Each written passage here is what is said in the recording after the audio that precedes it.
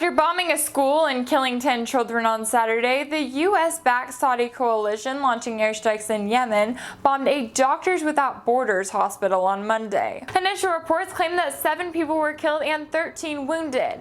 However, according to a report from Reuters, witnesses on the ground said that the actual number of casualties was not known, due to the fact that when the bombing occurred, medics were not able to immediately evacuate the hospital because there were still warplanes flying overhead and first responders were concerned about more bombings. Monday's bombing came just 2 days after an airstrike hit a school in northern Yemen, killing 10 children on Saturday. While UNICEF claimed that the children were studying in their classrooms at the time of the airstrike, the Saudi-led coalition justified it, saying that they were actually targeting a camp where Houthi rebels were training child soldiers. After peace talks broke last week, the coalition launched 30 airstrikes in 1 day, all in the name of defeating the Houthi rebels in Yemen.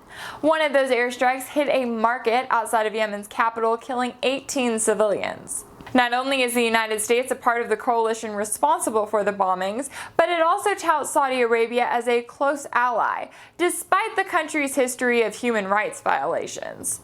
Not only is the United States the largest exporter of weapons in the world, but Saudi Arabia is the country that buys the most weapons from the U.S. In fact, just last week, the Pentagon announced that it plans to sell $1 billion more in weapons and military advisory to Saudi Arabia. As Saudi Arabia leads the charge in a bloody battle that has left at least 35 civilians dead in just the last week, it raises several questions. Why isn't the Pentagon stepping in? Why does the United States still consider Saudi Arabia to be such a close ally? And if it were China or Russia launching airstrikes that led to such high civilian casualties, would the United States still be willing to fund the cause?